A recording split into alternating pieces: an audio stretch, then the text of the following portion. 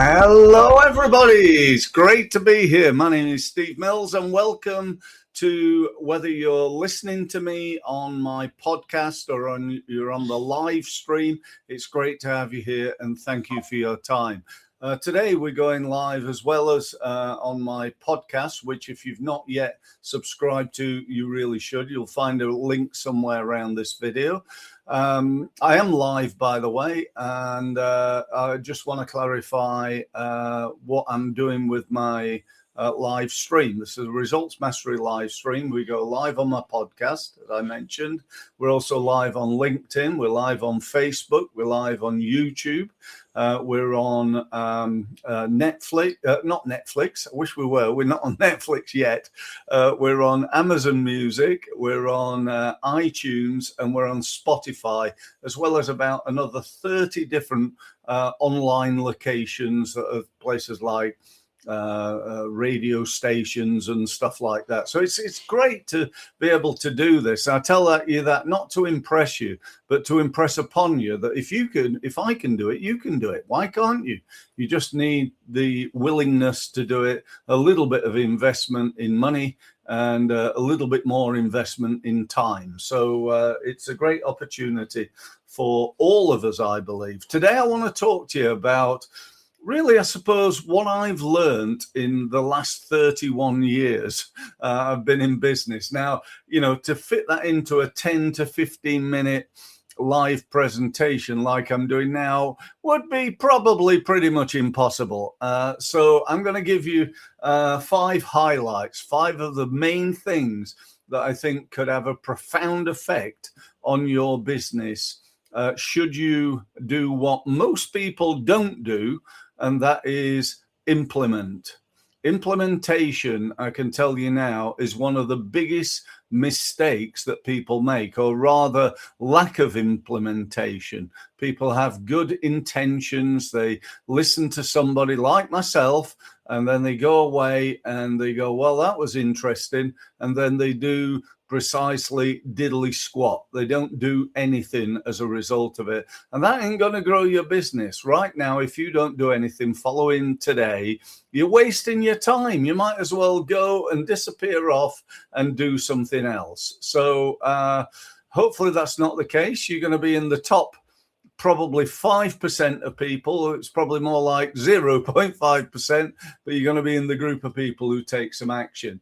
If you've got any questions, feel free to put them in the chat, and I'll try to get in touch and ask you anything else that I need, or if I can, I'll answer them right at the end.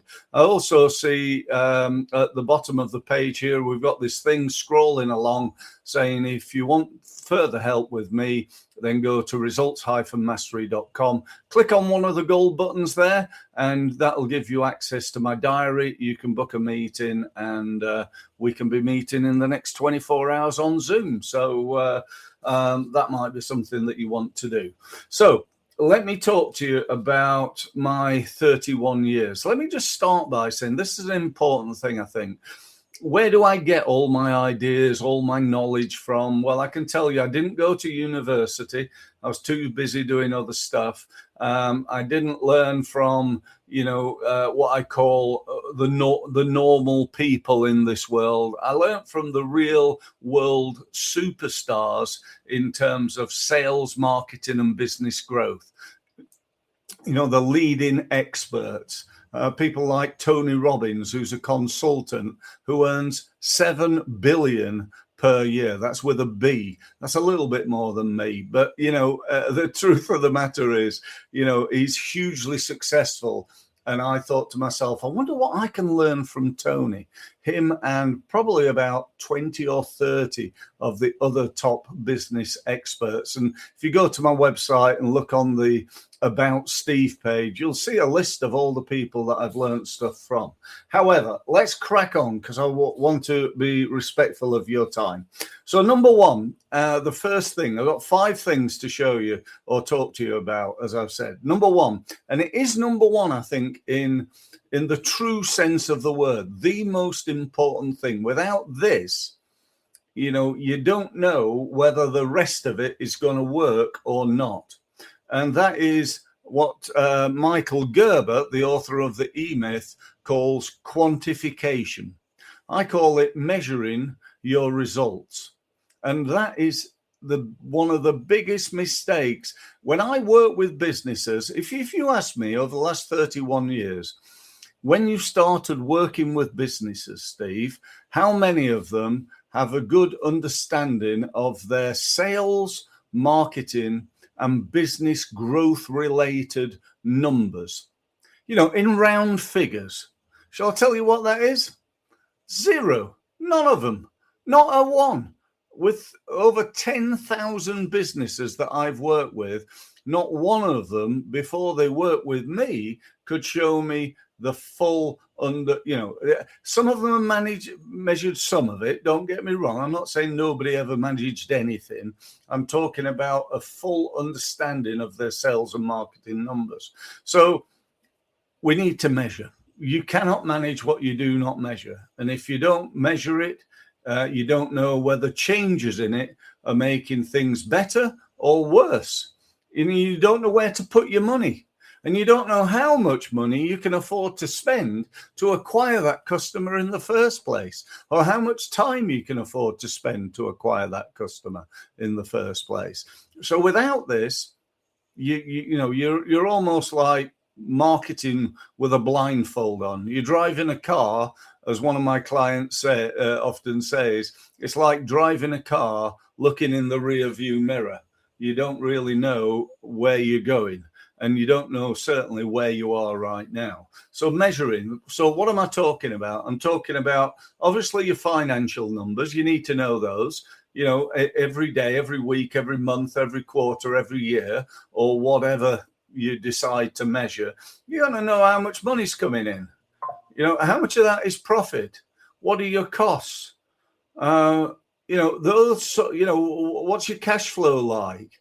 Those, how much is this tax bill going to be that's looming in the next 3 months? And so how much money do you need in your bank to make sure that you can pay that? Do you have a separate account? I have what I call a tax account and a profit account. So what I do is I have a set figure in terms of what I've got to pay tax. We all know that. And I have a set figure of what I want to make in terms of profit. And if I don't have enough money left over when I've taken the money out of my tax account and my profit account, then something is wrong with this picture. You with me? So I need to be able to run my business on the rest, not at the end of the year when I go, oh no, I've not made enough profit. Oh, isn't that a shame? Oh, well, on with the next year. No, I need to do that now, every month.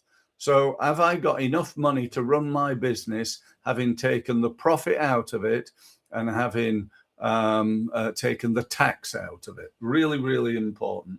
Then we look at numbers like, the number of inquiries that come in. Where did they come from? The conversion rate of those leads into meetings, the conversion rate of your meetings into sales, what is known as the lifetime value of a customer. How much are they worth? So if an average customer spends £1,000 and they spend that every month and they stay with you for 2 years, you know that the average unit of sale is £24,000. So how much can you afford to spend to buy that client? Is your choice. You can say, well, I could allocate £2,000 to buy that £24,000 client. But until and unless you know that, those numbers, you don't really know how much you can afford to spend. So again, really important. You can then dig down to other numbers like the number of contacts you've got on LinkedIn, the number of contacts you've got in your email address, in your email database, rather, the number of people that you're communicating with, how many phone calls you make, how many WhatsApps you send out, how many Instagram messages, how many Facebook messages, how many LinkedIn messages, how many newsletter letters you send out, how big is your newsletter database? I've got a newsletter database on LinkedIn. It's got about 1,500 people every week read my newsletter, which is, it's fairly new, so it's not brilliant, but it's not bad. Even though I've got like 15,000 LinkedIn contacts. So I need to be developing both of those things. Every month I want to see if I've got more LinkedIn contacts, my newsletter's grown, a number of people on my email addresses, my email database has grown, number of people visiting my website, that's another KPI. KPI, by the way, stands for Key Performance Indicator, just in case you didn't know. So number one, really, really important. Excuse me. Right, number two, testing. There's an old saying in marketing and in sales that the three most important things are testing, testing, and testing.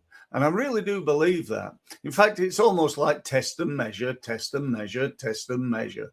So what are we testing? We're testing things like changing the headlines on your marketing. That could be an advert, an email, a social media post, a web page. Let me give you a perfect example. On your website, if you've got a page called About Us, can't you think of anything more boring than About Us? Nobody cares about you.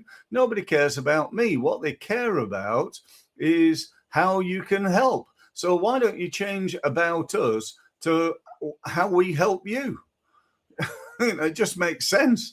If you've got a page called Our Services, what, or our programs or whatever, nobody cares. Nobody could care. Even if you told people what it was.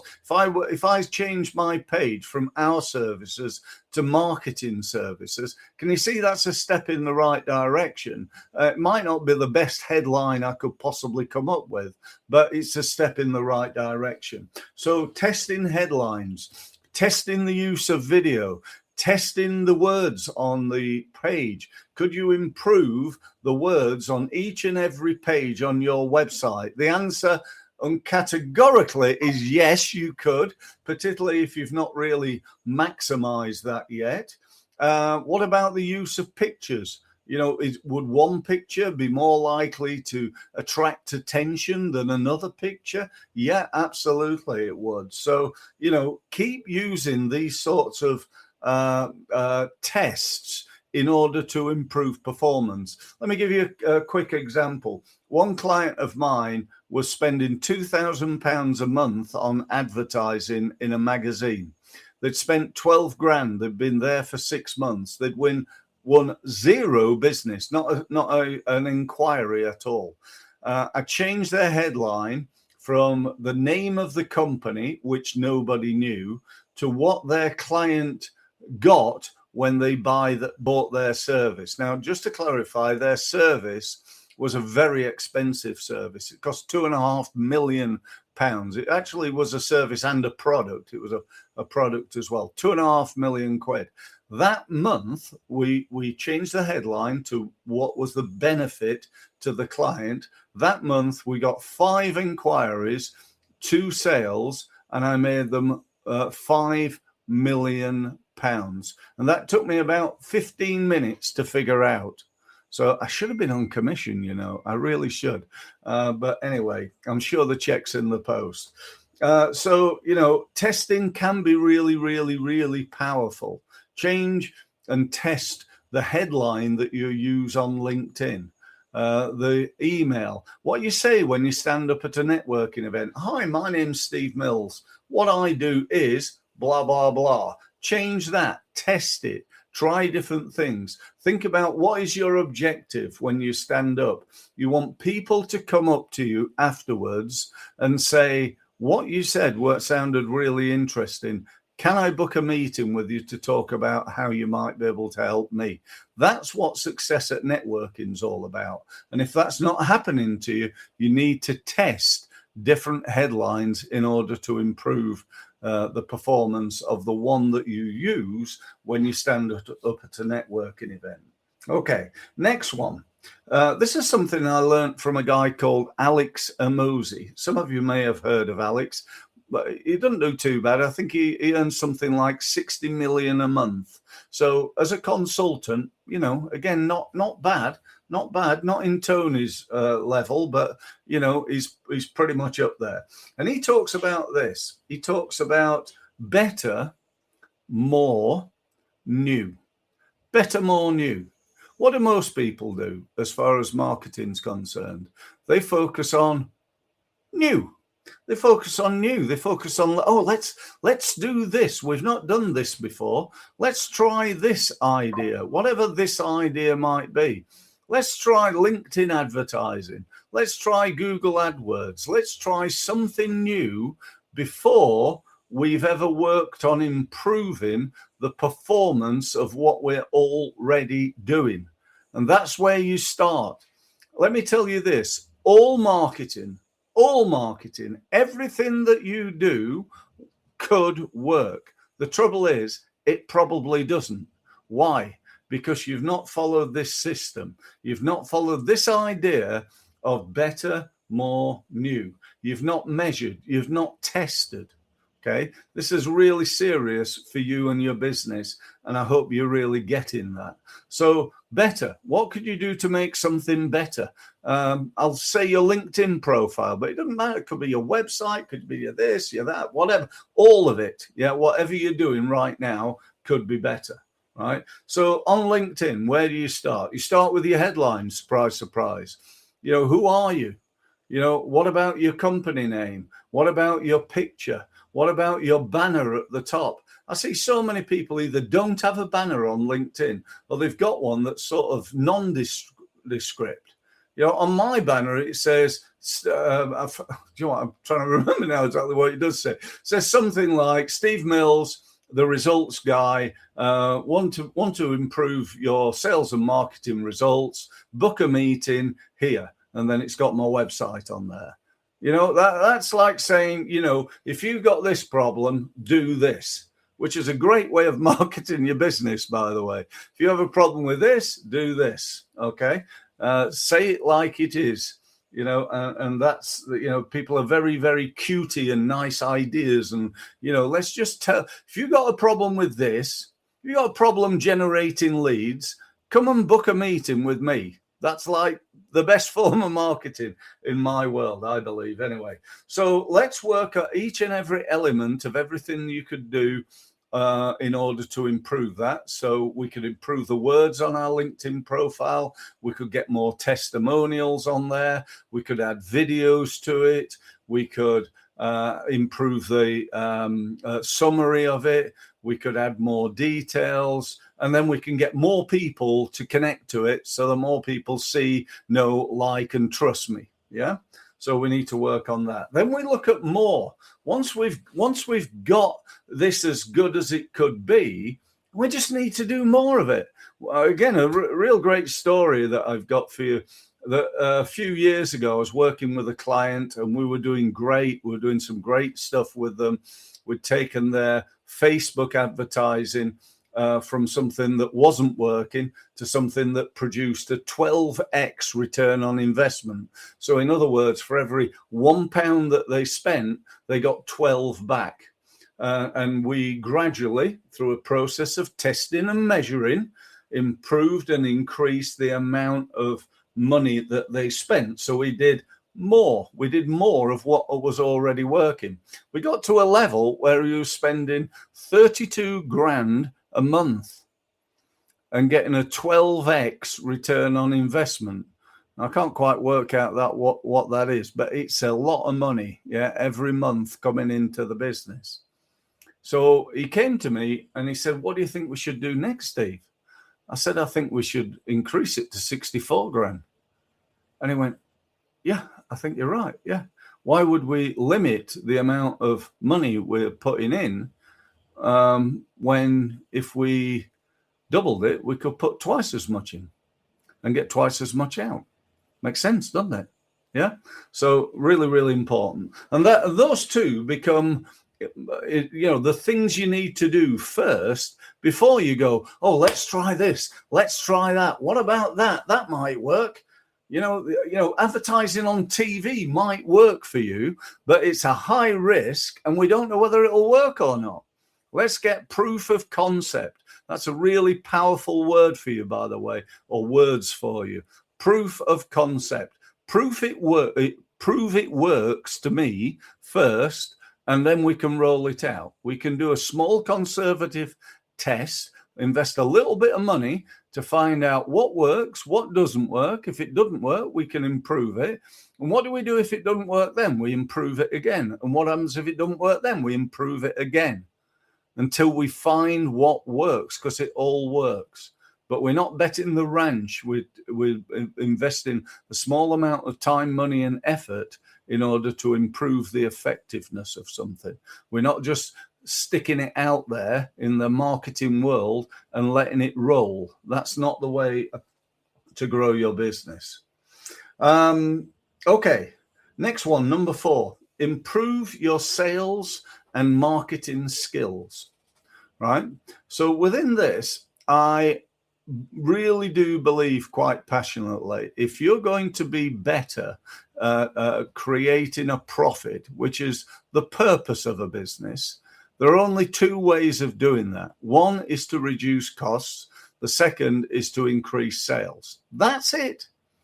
Now you can reduce costs really quickly. You can go and save some money. You can turn the lights out while you're working if you've got a window and save a little bit of money, So perhaps you can save 5%, 10%, maybe 20%.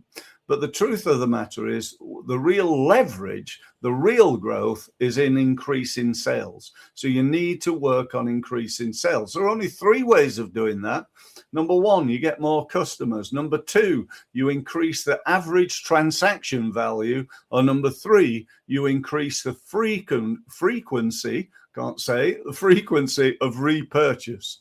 That's it. So to deliver that in a supermarket metaphor, you've got to get more people in the door. You've got to get them to fill their baskets more, or to fill it with more expensive products or services. And you've got to get them to come back to buy from you again and again and again and again.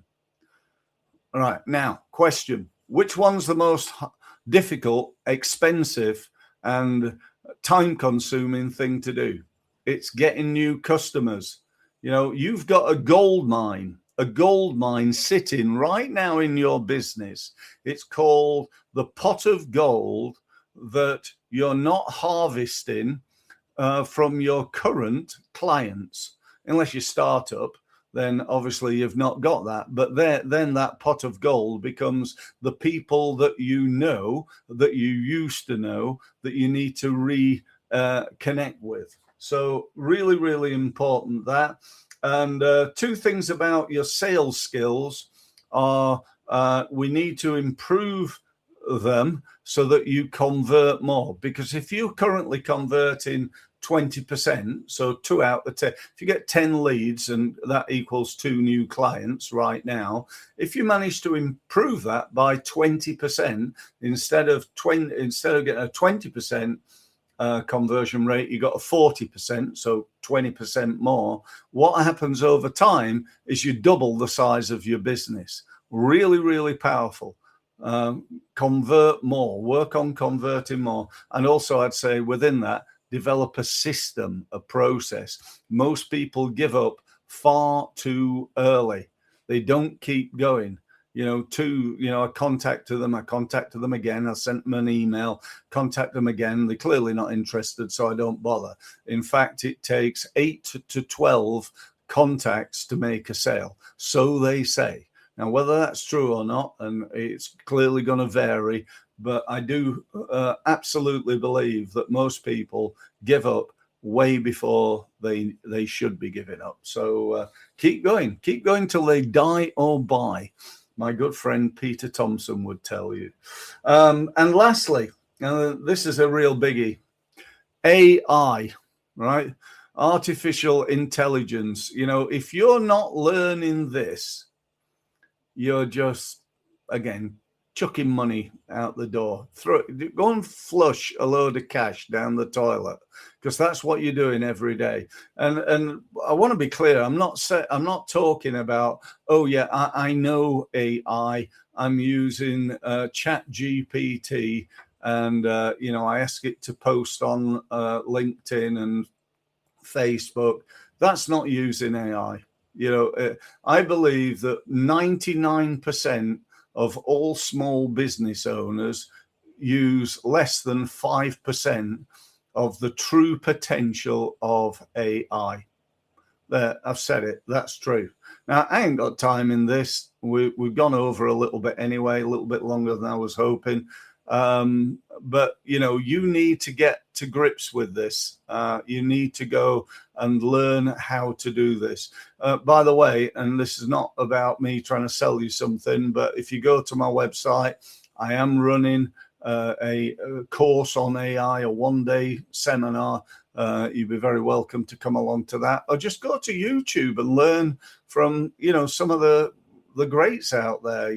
I recommend doing that as well. So that's about it. There's my 5.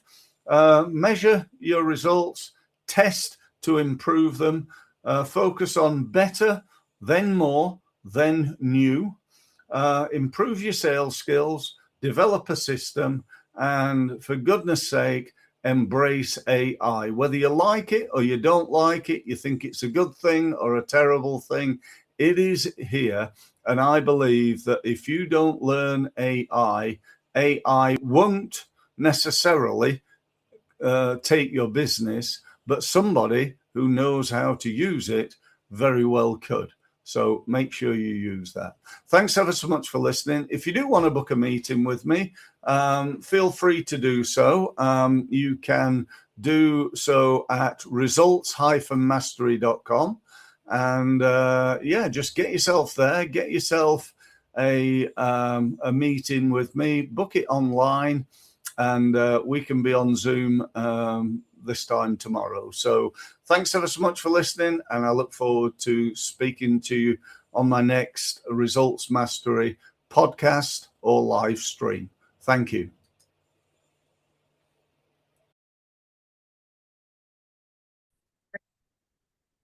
So thank you for listening. And if you've enjoyed this podcast, and even more, if you've benefited from it and you'd like to know more, you'd like more of my help, and you'd like to benefit from my nearly 30 years of experience working with and learning from the leading experts in the world in the area of sales and marketing, then here's what you need to do next. You need to go to my website, which is results-mastery.com, and use the gold button to book yourself a meeting on a one-to-one basis with me. Thank you very much for listening again, and I look forward to speaking to you very, very soon. Thank you.